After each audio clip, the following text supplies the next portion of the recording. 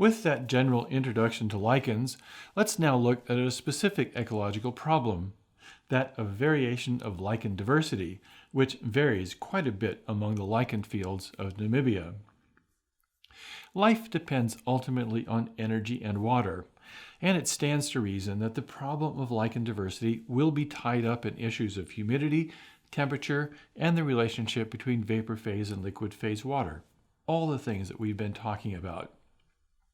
So it might help if we take a detailed look at these factors: humidity, fog, dew, and dew point temperature. We're not really going to come up with any answers here. That's up to you.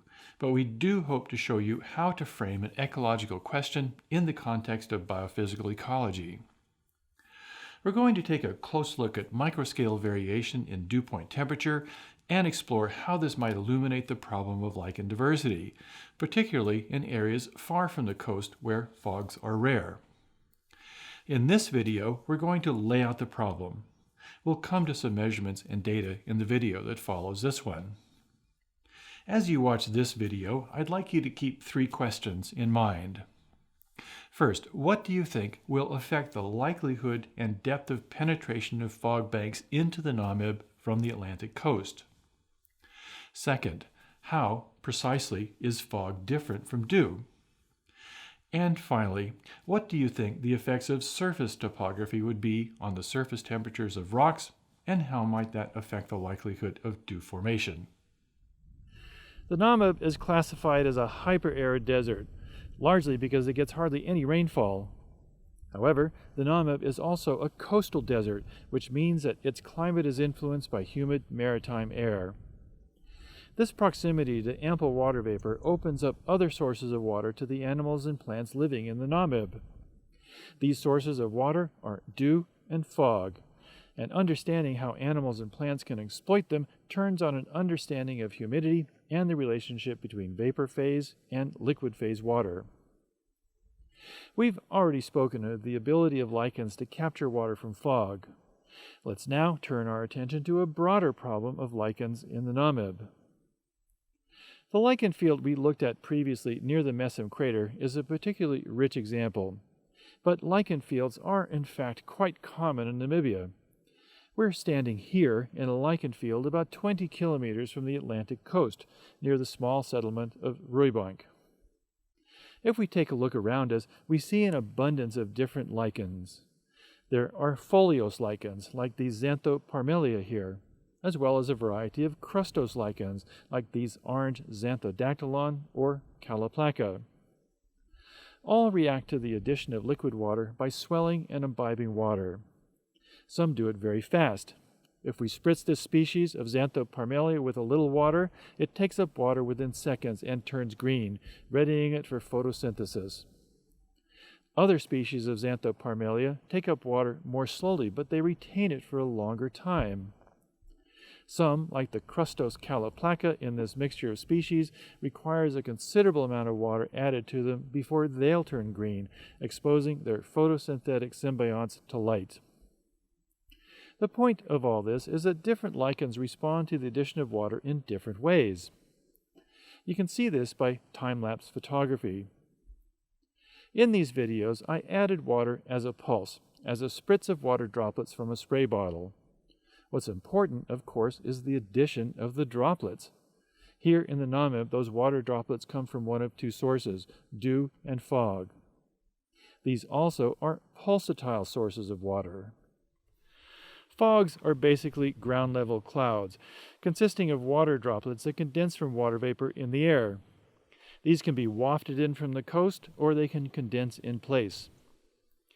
Dew condenses from water vapor onto surfaces that have fallen below the dew point temperature. Dew requires either a high humidity, which means that it takes little cooling to reach the dew point temperature, or it requires very cold temperatures to bring temperatures down below an already low dew point. One of the interesting things about the coastal Namib is that it is a comparatively high humidity desert. Now, high humidity needs to be put into context. It's not a high humidity desert, but the prevailing humidities are nevertheless higher than one would expect for a desert described as hyperarid. Daytime relative humidities are commonly in the range of 20 to 30%, for example. Both will affect the formation of fog and dew, and both will affect the adaptations of lichens. Let's state the problem explicitly. As I've already said, lichen fields like this one here are confined to a coastal band about 100 kilometers wide. Some of these are very rich, like the Messam crater field, but some are less so, but still quite impressive. Farther inland, though, lichen diversity decreases. Here on this dolerite ridge, located about 90 kilometers inland from the coast, the lichens are pretty sparse. Unlike the multiple species of lichens closer to the coast, which are found in abundance on many of the rocks, about the only lichens you can see here are patches of this bright green crustose species. This drop-off of lichen diversity from the coast to the interior is well documented, and what seems to explain this reduction of lichen diversity is the incidence of fog. Close to the coast, roughly 30 kilometers from the coastline, fog incursions occur on roughly 80 days each year. Put another way, there's about a 25% probability on any given day that a lichen living close to the coast will enjoy a pulse of water. As you go inland, however, the incidence of fog drops off. Roughly 50 kilometers from the coast, the incidence of fog drops down to about 60 days each year. Still a pretty high likelihood of a pulse of water on any given day, about 20%, but still lower than along the coast. At 70 kilometers from the coast, the incidence of fog drops to only 5 days of fog each year. Anything living there that depends upon periodic inputs of water from fog is going to be left high and dry. Now we can get some insight into why lichen diversity is sparse inland. Last night we had a fog event with a dense band of fog that penetrated all the way to the Gababeb Research Station, about 90 kilometers inland. Here's some photographs of how the rocks were wetted during that fog event. For example, the seaward side of this ridge was wetted considerably by the fog. Over on the landward side, however, the rocks were dry. Furthermore, the rocks were not wetted uniformly. Closer to the ground, rocks were wetted on their western side, that is, their seaward side, but not on their eastern side, that is, on their landward side. On the seaward side of the ridge, rocks were wetted on points as if they were projecting into a fog bank streaming in from the coast. This is clearly due to the movement of fog from the coast to the interior.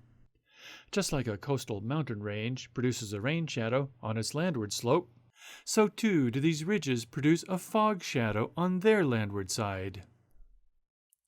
Simple incidence of fog cannot be the whole story, though. That dolerite ridge is one of many parallel rock outcroppings that run north-south over nearly the entire length of Namibia. On the westward side of this ridge, that is, the seaward side from where fogs will stream in from the coast, the lichens are usually found higher up on the ridges, on points of rock that are elevated above the surface. We could explain this as a fog shadow event, but fogs also are enveloping clouds of water droplets. Wouldn't that present water to all sides of the ridge? Why then should lichens occur on just the westward side of the ridge? The answer may lie with another factor, namely the formation of dew. Remember, dew is not fog. Dew forms on a surface whenever its temperature falls below the dew point of the air. Even when there's no fog, dew can form, provided the surface is cooler than the dew point. Remember also that fog requires the air to be at saturation, that is, at 100% relative humidity. Dew, in contrast, can form even when relative humidity is low, provided the surface is cold enough. Dew can also be a transient source of water when there are no fogs present. The morning prior to the fog event dawned clear and cold.